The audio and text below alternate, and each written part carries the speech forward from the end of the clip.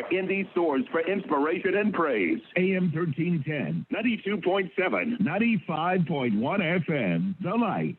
The following is a paid program. The views and opinions expressed are those of the sponsor and do not necessarily reflect the views of Radio 1, WTLC AM 1310, 92.7 FM, 95.1 FM, The Light, and its management. And now, to address the legal concerns of our community, AM 1310 The Light presents Legally Speaking.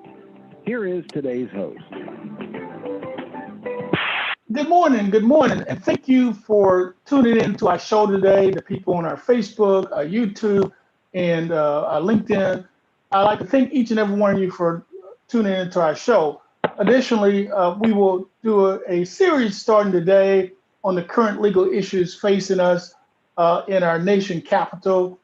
We have our distinguished all-star panel again with us today with Attorney John Sweeney, a superstar lawyer from LA who has done remarkable things in terms of policing, Attorney Vanita Banks, who is a crack research analyst, master's in tax, she's cybersecurity expert, and of course, Milton Grimes, the famous lawyer representing Rodney King. Before we get started, a quick update. Essentially, one of the topics that we're going to deal with today has to do with this stimulus. I just talked to a gentleman who was doing some work at my house, and he gave me a very sad story. He was recently evicted from his home. All his things were his apartment. All his stuff was put in storage and sold.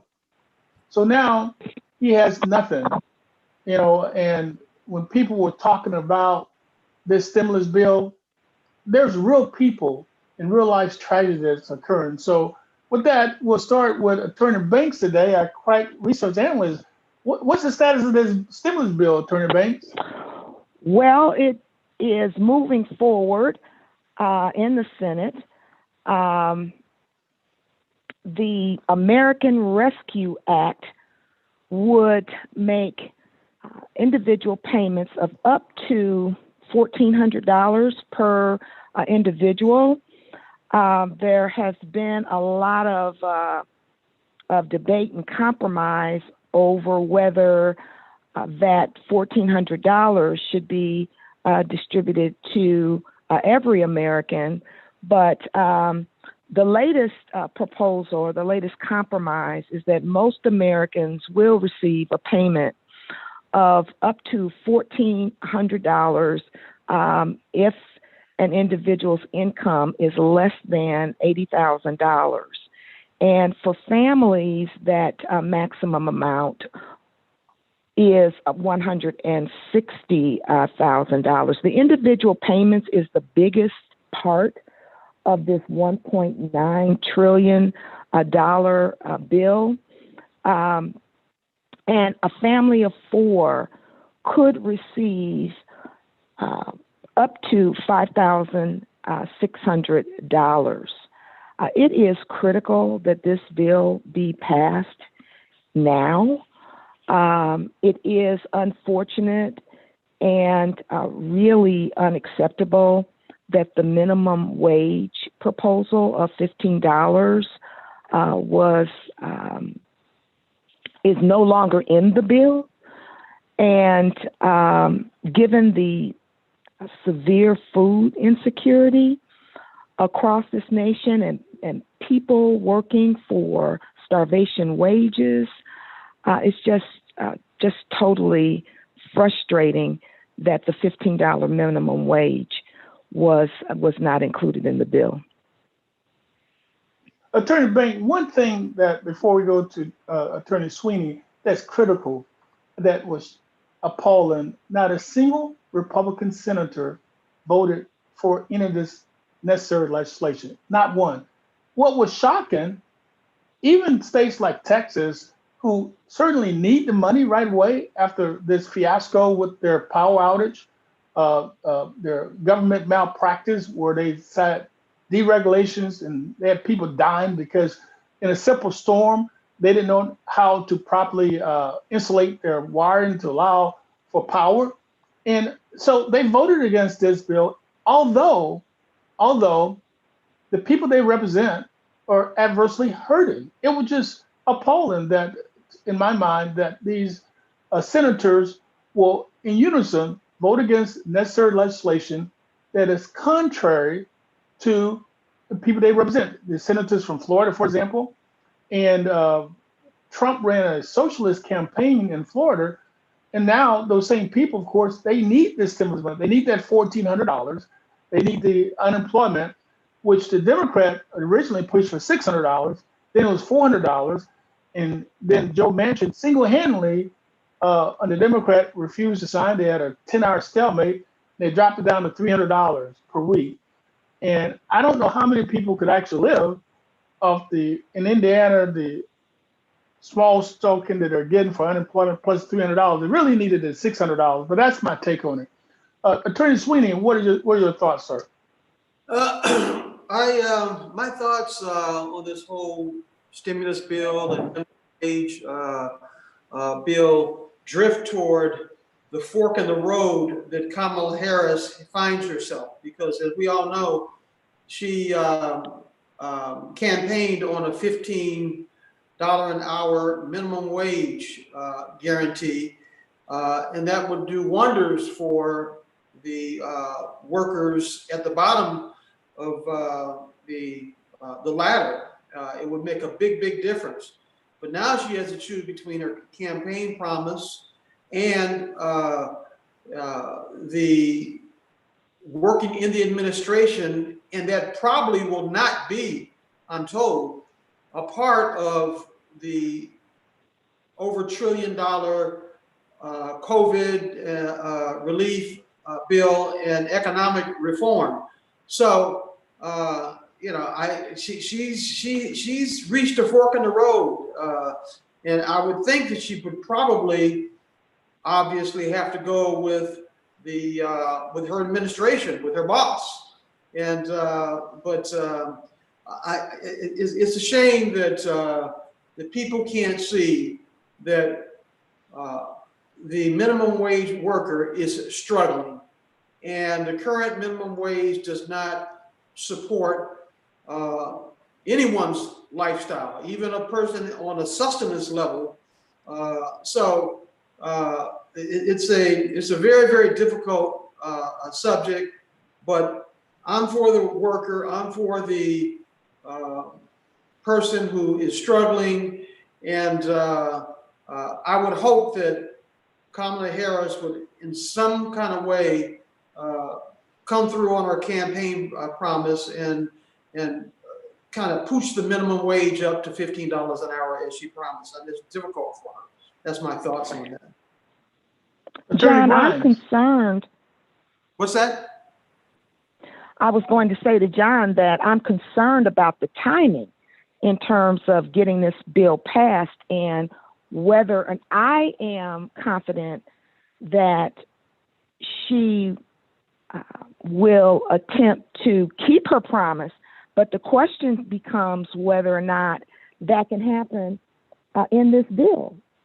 And the goal is to get this bill done by next week so that these checks can begin going out to families who are in desperate need.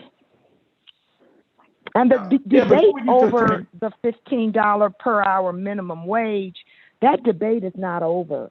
And it's going to continue. And I believe it will ultimately get done. I'm just wondering about the timing. Before we get to Attorney Graham, let's take one of our callers, because we had a lot of interest there about this subject. So, producer, let's take one caller real quickly. Yeah, good morning.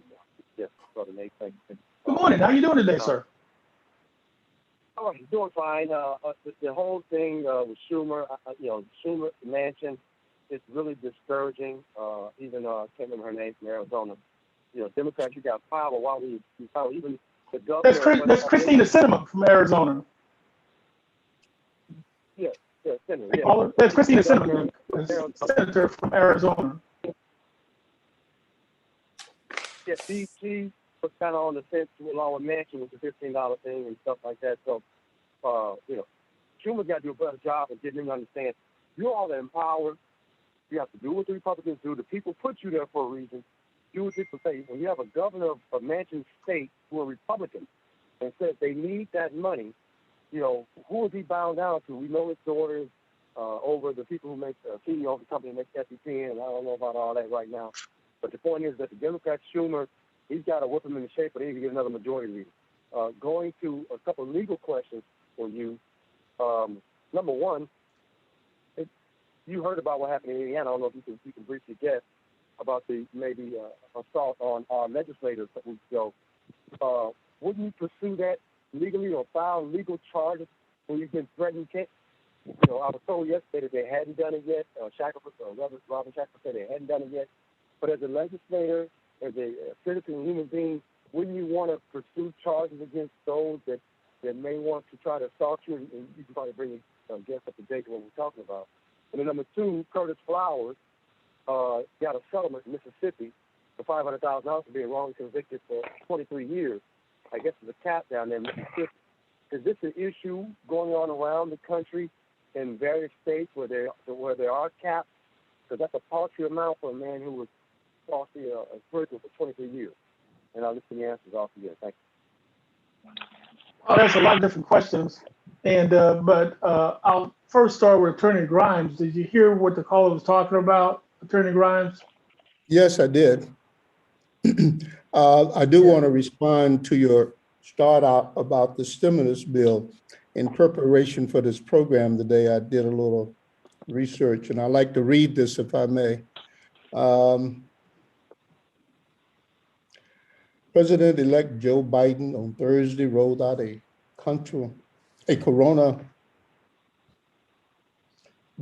relief plan with a price tag of $1.9 trillion, a sweeping measure that includes cash payment to Americans and money for distributing COVID-19 vaccines.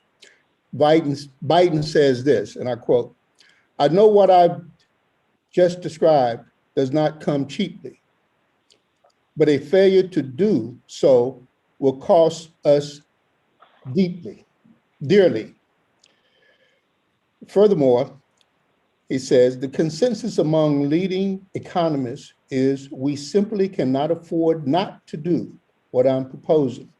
Independent, respected institutions from around the world, from the Federal Reserve to the International Monetary Fund, have underscored the urgency. Even Wall Street firms have reinforced the logic."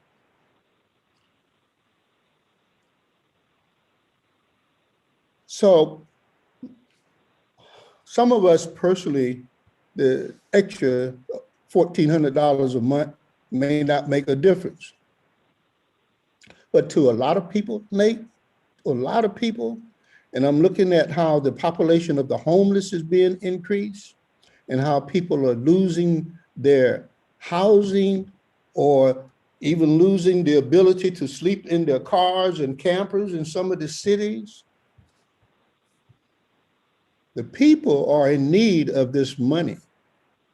And I think Kamala Harris is going to have to think about the next 4 years of how she's going to be looked at. And she's got to do the right thing. Yeah. And the impact on women has been devastating.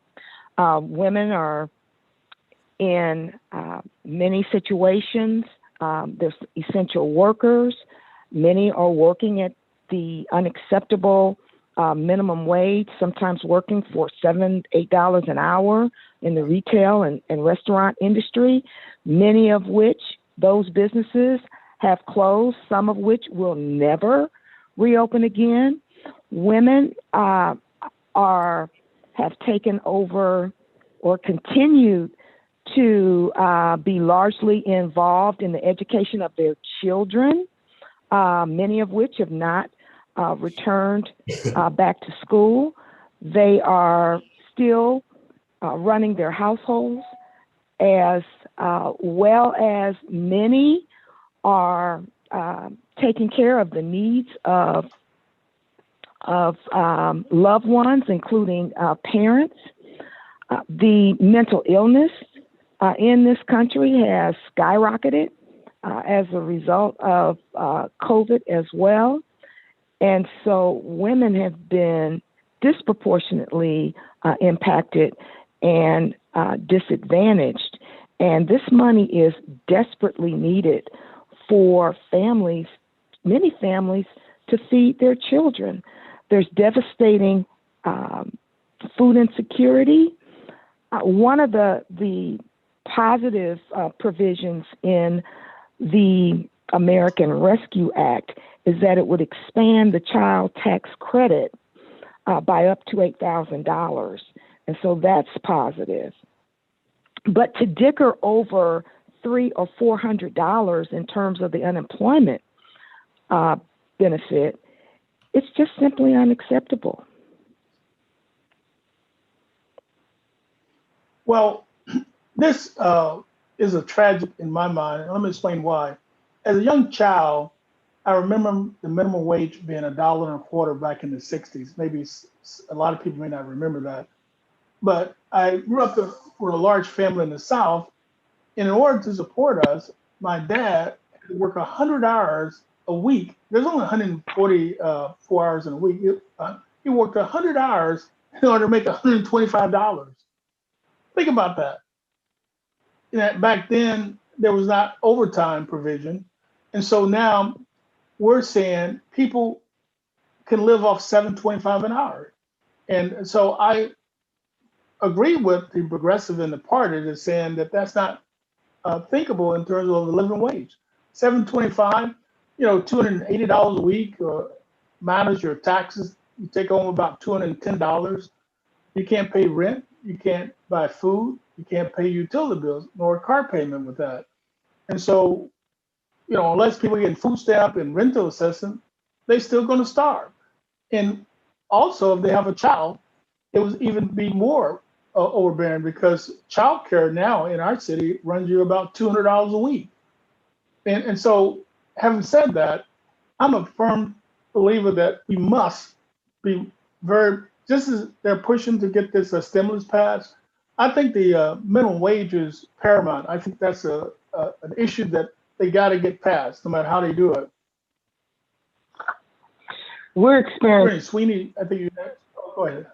Go ahead. We're experiencing a health crisis, an education crisis, a mental health crisis, and I wanted to make a point about the unemployment benefits that the compromise to date is $300 per week on top of any state benefits that an American may be receiving through the end of August. And the first $10,200 of benefits would be non-taxable for households with income under $150,000. Well, I made a critical mistake. I didn't realize it. In Indiana, I thought our unemployment was $375 a week, but a worker just left my house because he was in the service industry and received tips. His unemployment benefit was $112 per week, $112, and they took taxes out of that. So his take home was $92 per week. And so the only way that he was able to survive is that the $600 gave him ability to pay his rent, and he got evicted once that left. And I said, well, wait a second. They had the rental freeze moratorium. He said they went to court and they kicked me out and they put my stuff in storage. And they've sold everything I've owned in my life from storage. And I thought that was an American tragedy. Nate, I was last night, my cable got burned up last weekend and they just restored it, but the cable company's coming today to hook everything up because of a fire 2 doors down from me. We had a terrible problem with the internet here. So I was looking on the computer, and one of my favorite subjects, like it is with Mr. Sweeney, he just won't admit it, is black gangsters. Back in New York and Chicago, Vanita, and was talking about how some of these brothers went in and how the people lost their jobs when the factories closed, and you had a middle class style of living for African Americans because they had good jobs, and the kids, they were dressed nice and they could go to restaurants and everything was fine. And then suddenly the factories are closed and jobs are lost and people are in the street. And I won't say it turned into savagery, but drugs and gangsterism started growing because people will find a way to get their necessities and what they need to survive for their family. And so this thing has a snowballing effect when a man or a woman can't provide for their family. Crime increases, murder increases, robberies increase, drug addiction increase. This is not just an office problem. It's the people's problem. You're speaking to the systemic impact, Milton. Huh? You're speaking to the systemic impact. Yeah. This is not just sip a cup of coffee and look at the paper and say, well, $2 here and $3 there. This can cause a serious change in our country. Well, we're seeing it here in. Go ahead, Nate. I'm sorry. Oh no, you go ahead. I was just speaking to the fact that we're seeing increased crime across Illinois, including Chicago, Right. Rampant auto thefts, for example. And again, Milton spoke so eloquently to the systemic impact when people can't afford to feed their families, thrown out of their homes, forced to, as you mentioned this morning, the gentleman who now has lost everything. He wants to work, but Right. he just can't do that on what Senator Sanders terms as, quote, starvation wages. They were interviewing some of the people back during that time in history, and the common denominator was, ain't no jobs, man. Can't make no money. Young men standing on the corner 10 and 15 deep, not boys, John, young African-American men, 30, 40, 50 years old, just standing on the corner talking to each other. What's up, man? No job. Yeah, it's a very, very difficult situation. It all goes back to economic opportunity.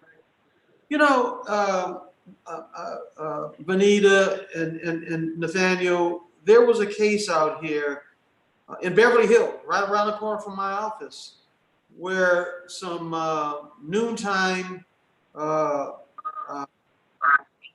diners were eating at a very posh and famous restaurant outdoors in Beverly Hills, and they were robbed by 3 young men.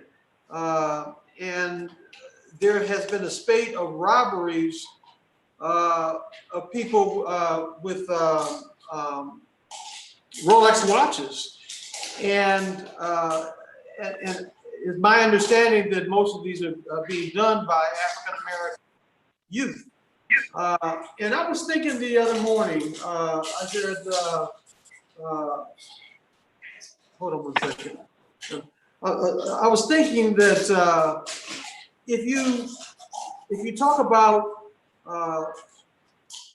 apportioning blame in this type of scenario, I would put probably 20% of the blame on the on racism, systemic racism throughout the country and throughout history. But I put 80% of the blame on the young African American men who are committing this crime. There's no excuse to commit crime. There's no excuse for gangsterism. There's no excuse for a person like Frank Lucas or Bumpy Johnson to come along and exploit people by selling drugs, and not exploit people, but harm people by selling drugs. So I think it's a race. What we have to do is we have to look within. Yes, times are hard. That's why I've been pushing so hard through this entire year on this program for reparations. We need to depend on ourselves and not somebody else for a minimum wage, because we are always, because of the history of this country and racism, we're always, until things turn around economically, we'll be on the lower end of the spectrum. So that's my thought on it. What do you think about that? I'm sure. Wait a second. Let's take a short commercial break, a 3-minute break at this time, and then we'll continue this discussion right after break. Producer, go ahead. Sorry for the background. My dog came in. The text that I got, one thing that I want to make sure we cover, that this caller and I got a text on it about the compensation for incarceration. The federal statute is $50,000, but Indiana doesn't have a statute on compensation. But California has one. You get $140 per day for wrongful imprisonment under your state statute. Under California Penal Code 49,000 et sec. Must file it within 2 years after either judgment of acquittal or pardon or release from custody. I want to do, pardon? We're still live. Definitely raise that Facebook issue. and YouTube. Yeah, I know. Definitely raise that. You say you received a text from one of our listeners? To see, because California Penal Code is really interesting. Because under your penal code, I was looking at that. If a person is pardoned on the grounds of innocent, they can still get compensation under your state law. That's kind of unique, you know. Mm-hmm. So $140 a day. Let me see, 100 days, 14,000. 300 days, 42,000. So that's about 50,000 a year. About 45. For wrongful incarceration. If you're innocent, you can be released and not be found innocent or determined innocent by the government, and they won't give you anything. So everybody doesn't get that money, Nate. That's my understanding as well. I was surprised at what you were saying, Nate, but I'm not aware of all the state laws across the nation. Yeah, and California it's on the California Penal Code 49,000 as set. In Illinois, up in Illinois, Indiana doesn't have a statute. I would look at the various statute. Mm-hmm. Illinois statute is 735 ILCS 5/2-702. Illinois pays you up to a total of $85,350 for imprisonment of 5 years or less, up to a total of $170,000 for imprisonment of 14 years or less, but over 5 years, and up to a total of $199,150 for imprisonment of over 14 years. Wow, that's not a lot of money. No. When we go back on the air, I have a comment on that.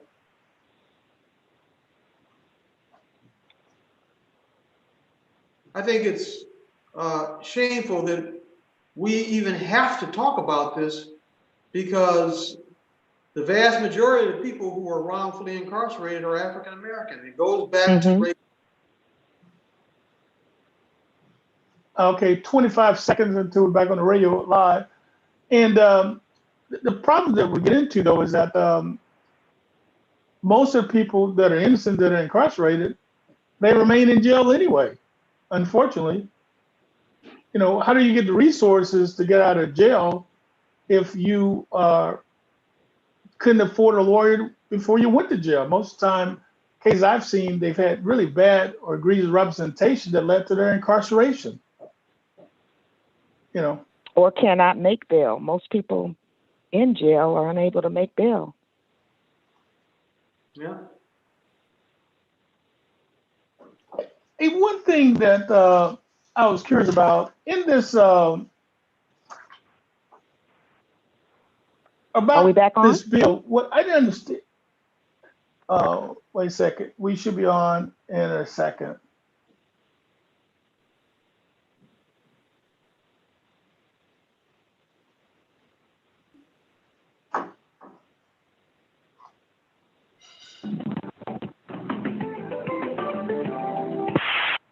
Okay, we're back on air.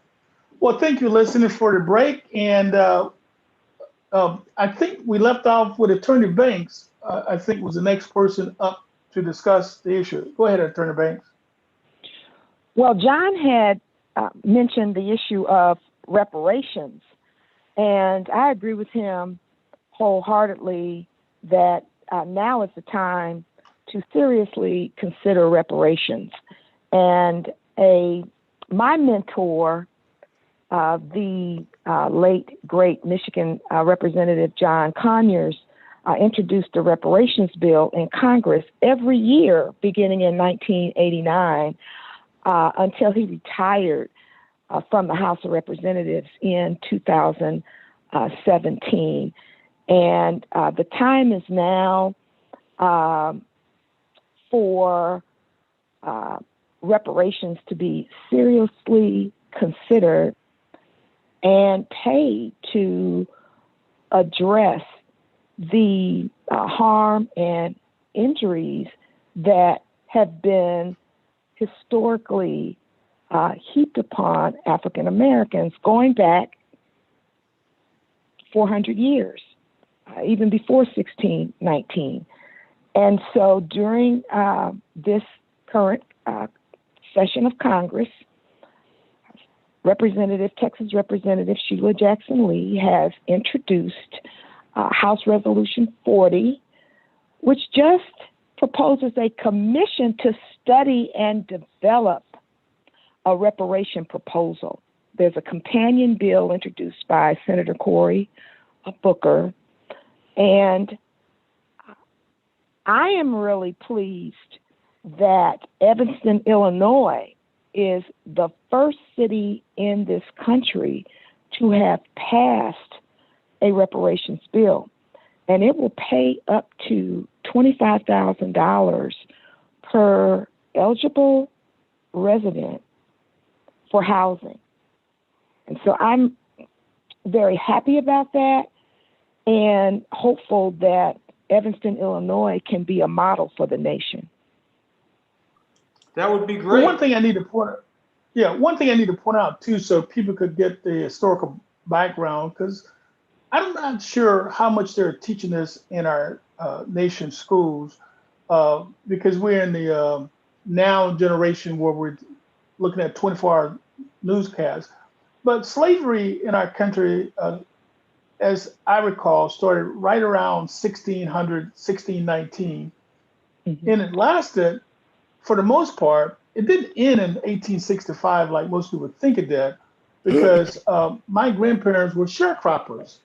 And so even after the Civil War, when they emancipated slavery, there were so many rules the Black Codes passed that these people became sharecropper, and their life was tantamount to a new form of slavery. But in 1865, we did have the war among the states. And so then we had the Jim Crow laws, segregation, and the passage of the Black Code, and all these other things that transpired. And so there were estimates by economists that said that the value of the slave labor that was free was estimated between $5.9 and $14.2 trillion. Not billion, trillion. Now, one of the arguments, of course, is that last year we saw the pandemic wreak havoc on the American economy. And the government did something unusual. They gave every business unit in our country, money. Every business, law firms are making large sums of money, computer company, airline, they got this massive bailout, about close to $1 trillion altogether, right? And they got this payment. And what happened is everybody was happy about that. And so I was thinking to myself, I said, okay, this is not a complicated process. I remember back in, I think, 2011 or so, the American Indian received reparation for slaughtering and taking their land. There was a substantial sum of money, and they got the reparation, and then they got special accommodations. They received under the Affordable Care Act, they got the subrogation contract, which is a multi-billion-dollar contract that they got just because of their status. So, having said that, I think there's something that we need to look at very closely and try to move forward on.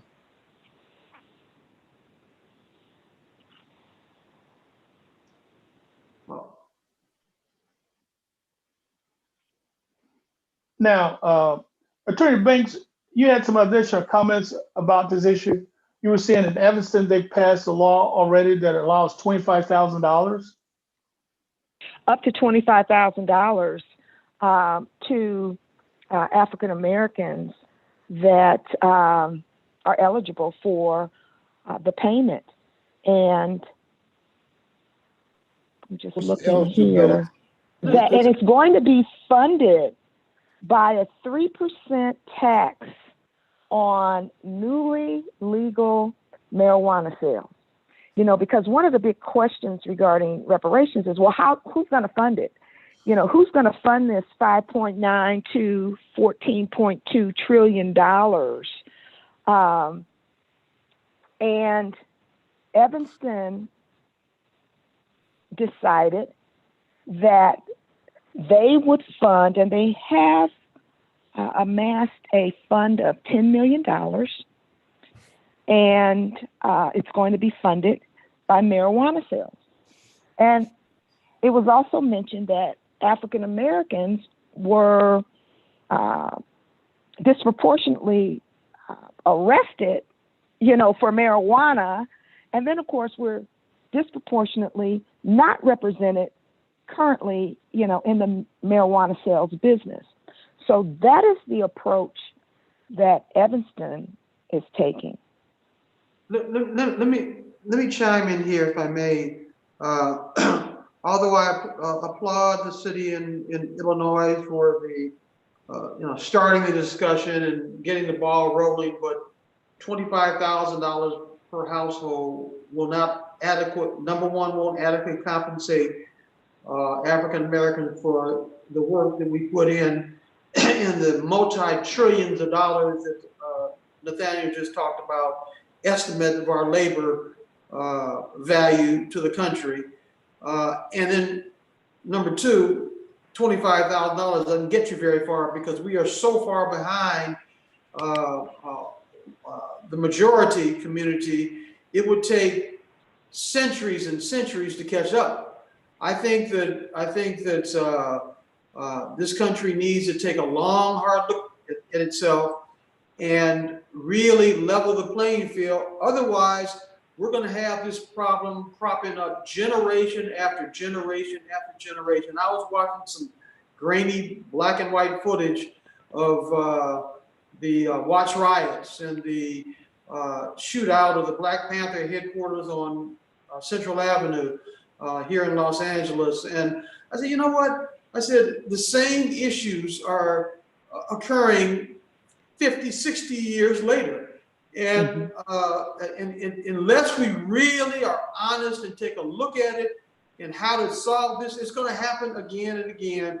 And this time when it happened, that is, you know, when Trump exploited the weaknesses in the past and racism of this country, it almost cost this country its existence, almost cost this country a violent overthrow. So something needs to be done to compensate African Americans. Just like you said, Native Americans have been compensated. It still didn't do a whole lot of good because the vast majority of Native Americans, males especially, are living in poverty or are alcoholics on reservations. Asian Americans were compensated for the loss of their business when they were interred during World War II. But Black people, no, we haven't gotten anything. So something needs to be done so that we can depend on ourselves. That's my 2 cents. Attorney Grimes? I got so much I want to say. I don't even know where to start. John, I too am angry at our young African-American men, young boys that we call them sometimes. And when I go and look them in the eye, as I've done recently, and I want to say, man, why you killed this brother? Over 4 chains. I'm gonna give it 4 chains around his neck. He just got off the airport from Indiana, from Illinois, from Indiana, Indianapolis. Why you kill this brother? And there's no explanation. And I asked other young men, man, why he killed this young brother over 4 chains? This boy just got out the airplane. And you can't use that money really, Milton, because it's what do you do? Buy some gas for your car or flash on the corner with dollar bills and everything. My point is this, John. I don't know where you get your 20-80% breakdown. You got your information to make you say that. But I think it's more complicated than that. I'm looking a young man in the eye. He's been raised by a single mother. There's been no man in his life to give him any kind of value system from being a man. Not that a single mother can't raise a son to be just as good as anybody else's son. But there is something to what this country has done to us. I go back to what Malcolm said. Now another race or group has the man stripped them like they have the Black man. They took our name. You don't see no Chinese being called Smith or Jones. You don't see no Armenian being called Mr. Lee. They have their own culture still intact. They have their basics still there when they come here. Yes. They took all of that away from us. That's why I said 20%. So I think that we still have some restructuring to do, and it's not over yet. I don't have the 100% answer, but white folks are tired of hearing about repreparation and racism already. And we haven't even been pushing this issue for a year hotly as we have been doing it. So I'm going to continue talking about it to them. Judges don't want to hear about it no more. Prosecutors don't want to hear. Black prosecutors and white prosecutors. It's like, well, no, I'm not playing the race card. I'm playing the fact card. The facts are this. And so we just got a hell of a job here to do. And I don't know if there's any, you're right.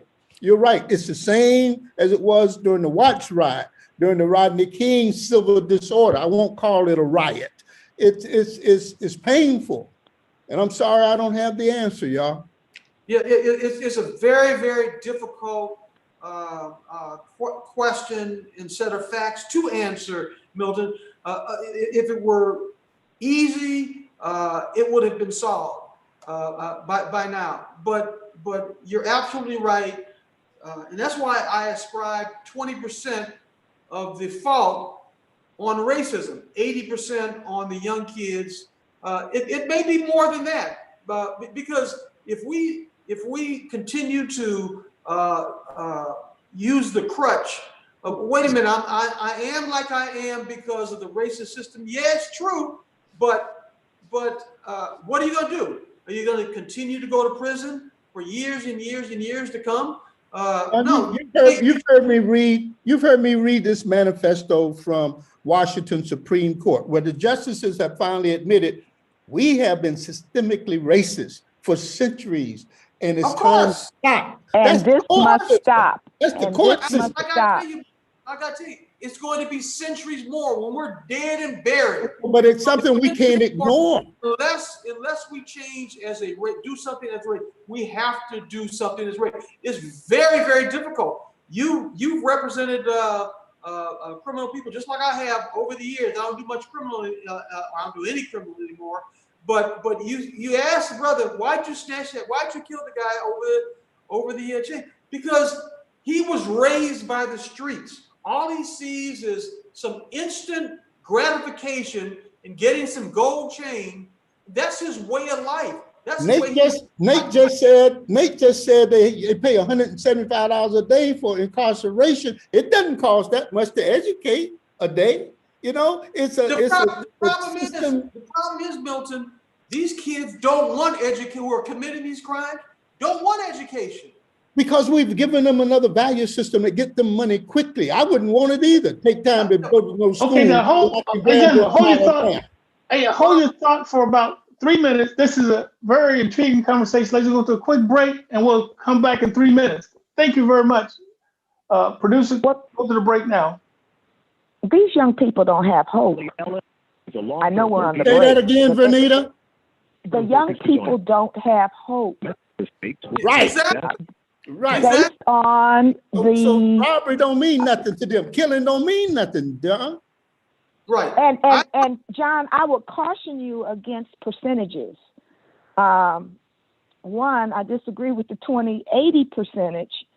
You know, when we talk about systemic racism, we're talking about, you know, all institutions. I mean, racial disparities exist across all institutions: wealth, health, education. Sure. And so we have to begin to, system by system, talk about how we can make those systems more equitable. When we talk about redlining in communities like Evanston, Vanita, for example, you go misunderstood. ahead. The 20%, I said, I ascribe to 20%. If someone goes out and commits a crime, that person has the free will to commit that crime or not commit that crime. I think that there's no question that a racist system has made him like he is or she is, and they committed that crime. But you have your own free will. I mean, racism, you had the same racism.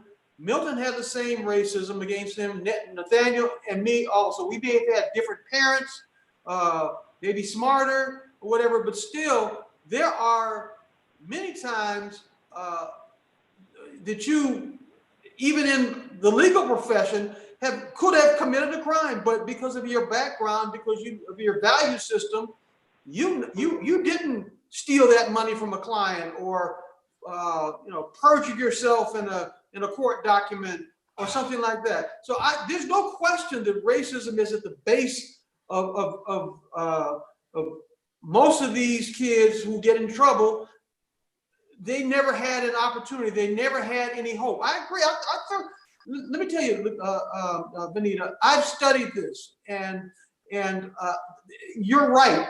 The main thing is these kids, anybody who would go out and rob some diners at a Beverly Hills eatery, knowing that you're going to get caught eventually, you lack hope because you're going to be in a cage for a very, very long time. You have to be absolutely desperate and lack hope. I thoroughly agree with you to do something like that, and that is a system, a racist system that's put him in that. But you have to think. You have to say, wait a minute. Let me weigh this. Do I want this expensive watch, or do I want to risk going to prison for 25 years? Being caught, and not even the death penalty in murder is a deterrent. They've studied that. They've come to that conclusion. It ain't thinking that far ahead.